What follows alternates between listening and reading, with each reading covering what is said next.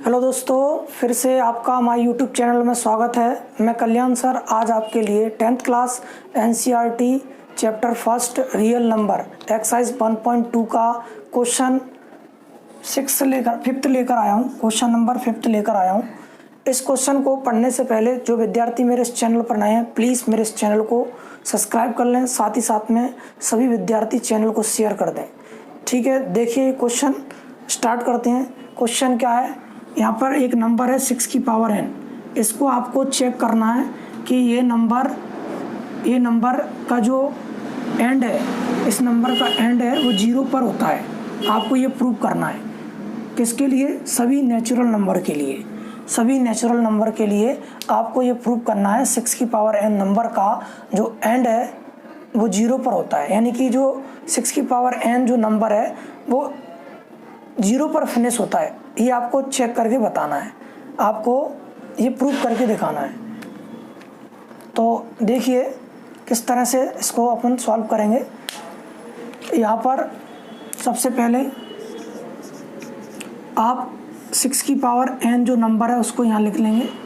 उसके बाद n यहाँ पर बिलोंग्स टू है कैपिटल N।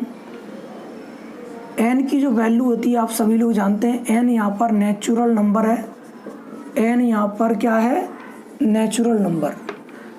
तो स्मॉल n कहाँ से लेना है आपको? नेचुरल नंबर से लेना है। तो सबसे पहले हम 6 की पावर n एक नंबर है, उसमें n की वैल्यू पुट करते हैं तो आपका आ गया कितना? 6। इसी तरह से सेकंड टाइम आप क्या करेंगे, यहाँ पर n की वैल्यू 2 लेनी है। तो इस समय आपको n की वैल्यू कितनी लेनी है? 2। तो आप 6 इंटू 6 करेंगे तो कितना आएगा? 36। तो आप पहला जो 6 की पावर n नंबर है उसमें कहीं आपको लास्ट में जो डिजिट है वो 0 दिख रही है क्या? नहीं। सेकंड मैंने निकाला, ये 36 निकला, इसका लास्ट डिजिट 0 दिख रहा है क्या? नहीं। इसी तरह से हम आगे बढ़ते चलेंगे। n का मान 3 लेंगे तो ये हो गया 6 इंटू 6 इंटू 6। आप इसका मल्टीप्लाई करेंगे तो ये आएगा 216। यहाँ पर भी लास्ट डिजिट आपको 0 नहीं दिख रहा है। तो अब आपको ये प्रोसेस एंड तक चलाना है। इस प्रोसेस को आप कहाँ तक चलाएंगे? 6 की पावर n तक। अब आप यहाँ पर 6 का फैक्टर करेंगे, वो होगा 2 इंटू 3 उसकी पावर n। आपको मैं बता देता हूँ, जो नंबर 0 पर एंड होते हैं, जो नंबर 0 पर एंड होते हैं, जो नंबर आपके 0 पर एंड होते हैं, जो नंबर 0 पर एंड होते हैं उनका कम से कम एक फैक्टर 5 होता है। कम से कम एक फैक्टर 5 होता है। आपको ये नंबर दिख रहे होंगे, इन नंबरों में आपको यहाँ देखना है, कम से कम एक फैक्टर 5 दिख रहा होगा। तो देखिए इन नंबरों में 10 का जो एक फैक्टर है 2 इंटू 5 है, 20 का 4 इंटू 5 है, 40 का 8 इंटू 5 है, 30 का 6 इंटू 5 है और 50 का 10 इंटू 5 है। सबका एक फैक्टर जो है 5 है। ऐसे नंबर जिनका एंड डिजिट 0 होता है उसका एक फैक्टर 5 जरूर मिलेगा। तो आप ये देख लीजिए, यहाँ पर 6 की पावर n है, मैंने इसका फैक्टर किया तो यहाँ पर 2 इंटू 3 मिला। तो हमें यहाँ पर कहीं भी एक भी फैक्टर 5 नहीं मिला। तो हम कह सकते हैं कि ये वाला जो नंबर है 6 की पावर n कभी भी 0 पर फिनिश नहीं होगा, यानी इसका एंड डिजिट कभी भी 0 नहीं होगा। ये आपको प्रूव करना है। तो इस तरह से आपको ये क्वेश्चन सॉल्व करना है। तो हम यहाँ लिखेंगे 6 की power n number can not end with 0 because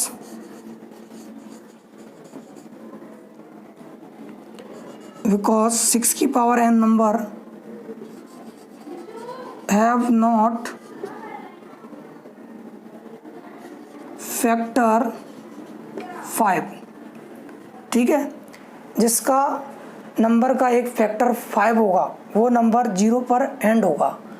तो इसमें आपको क्लियर कर दिया 6 की पावर n नंबर का कोई भी फैक्टर 5 नहीं है, इसीलिए ये नंबर 0 पर एंड नहीं होगा। यही आपको चेक करके बताना था।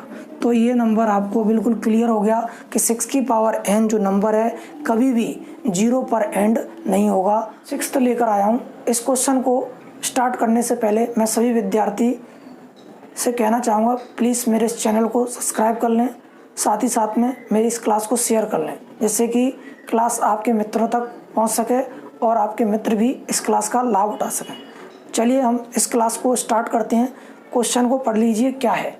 सबसे पहले explain why 7 into 11 into 13 plus 3 and 7 into 6 into 5 into 4 into 3 into 1 plus 5 are composite number. ये आपको दो नंबर दिए हैं, ये आपको एक्सप्लेन करके बताना है कि ये दोनों नंबर कंपोजिट हैं या नहीं, यानी कि प्रूव करना है कि ये नंबर कंपोजिट हैं या नहीं। तो देखिए आप किस तरह से सॉल्व करेंगे। तो सबसे पहले यहाँ पे पहला जो नंबर है 7 इंटू 11 इंटू 13 प्लस 13, इस नंबर को मैंने यहाँ पर लिख लिया है। उसके बाद मैं यहाँ पर देखूंगा, एक पहला टर्म ये है और दूसरा टर्म ये है, यानी फर्स्ट टर्म ये है और सेकंड टर्म ये है। ये दोनों टर्म में आपको कॉमन टर्म दिख रहा होगा, वो है 13। दोनों में से मैं कॉमन टर्म ले लेता हूँ, 13 कॉमन आ गया। उसके बाद मैं जब कॉमन लूँगा तो आपके पास ब्रैकेट में 7 इंटू 11 इंटू 1 बचेगा। 1 क्यों बचा? जब मैं कॉमन लेता हूँ तब मैं उतने का डिवाइड करता हूँ। तो फर्स्ट टर्म में 13 में 13 से डिवाइड किया तो 1 आया, और इधर भी प्लस लगा के यहाँ 13 दिया, 13 में 13 से डिवाइड करेंगे तो 1 आएगा। उसके बाद यहाँ आएगा 13। उसके बाद दोस्तों आप इसको मल्टीप्लाई करेंगे, 77 आ जाएगा। 7 का 11 में मल्टीप्लाई करेंगे 77, और 77 का 1 में करेंगे तो 77 प्लस 1। अब आप क्या करेंगे, 13 इंटू इन दोनों को ऐड कर देंगे तो ये 78 आ जाएगा। तो आपको ये नंबर 13 इंटू 78 दिख रहा है, यानी कि ये किसी नंबर का फैक्टर होगा। आपको पता है कि कंपोजिट नंबर क्या होते हैं, ऐसे नंबर जिनके मोर देन 1 फैक्टर होते हैं उन्हें हम कंपोजिट नंबर कहते हैं। तो दोस्तों ये नंबर जो है कंपोजिट है। तो क्योंकि यहाँ पर 13 और 78 दो फैक्टर हैं, इसीलिए ये नंबर जो है कंपोजिट है। तो यहाँ लिख देंगे कंपोजिट, ये नंबर कैसा है, कंपोजिट है। अब हम इसी प्रकार दूसरा जो नंबर है उसको सॉल्व करके देखते हैं और चेक करते हैं वो कंपोजिट है या नहीं। चलिए फिर देखते हैं कैसे इसको करेंगे।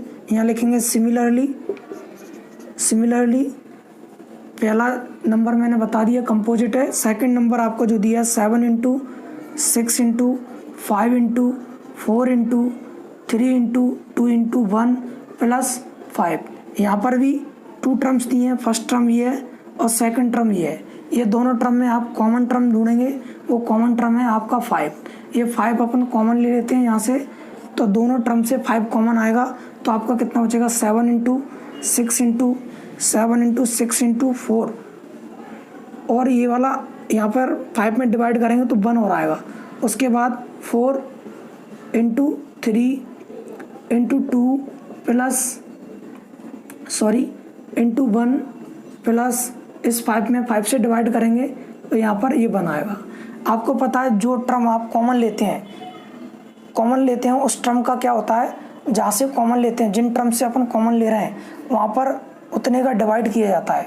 तो मैंने यहाँ पर 5 से 5 में डिवाइड किया तो 1 आ गया, और इधर भी 5 दिया था तो 5 से 5 में डिवाइड किया तो 1 आ गया।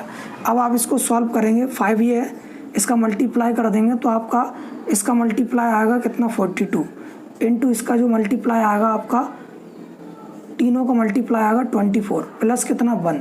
अब आप यहाँ पर 5 लिख देंगे, उसके बाद इन दोनों का मल्टीप्लाई करेंगे तो ये आएगा 24 2 जा कितना, 48। उसके बाद 4 कैरी आएगा, उसके बाद 24 4 जा हो गया 96, और 4 ऐड कर देंगे तो ये हो जाएगा 100। उसके बाद ये प्लस 1 यहाँ वैसे की वैसा। तो दोस्तों इस तरह से आपका ये इतना आ जाएगा। उसके बाद 5 इंटू इन दोनों को ऐड करेंगे तो ये हो गया 1009। तो इस तरह से आपको यहाँ पर भी 2 फैक्टर दिख रहे हैं। तो ये भी एक नंबर था, किसी नंबर का अगर फैक्टर मोर देन 1 होता है तो वो नंबर भी कंपोजिट होता है। तो यहाँ पर भी ये नंबर क्या दिख रहा है आपको, कंपोजिट नंबर दिख रहा है, क्योंकि इस नंबर के फैक्टर 1 से ज़्यादा हैं। तो इस तरह से हमको ये क्वेश्चन सॉल्व करना है। तो उम्मीद करता हूँ मित्रों ये क्वेश्चन मेरा आपको पसंद आया हो, तो ज़्यादा से ज़्यादा लोगों को आप शेयर कीजिए, साथ ही साथ में लाइक कीजिए एंड कमेंट कीजिए, और मेरे इस चैनल का बेल आइकन बटन अवश्य दबाइए, जिससे कि मेरे आने वाली क्लास के नोटिफिकेशन आप तक ईजिली पहुंच सकें और आप और आपके मित्र मेरी इस तरह की कई क्लासों का आनंद ले सकें। थैंक यू दोस्तों। मैं फिर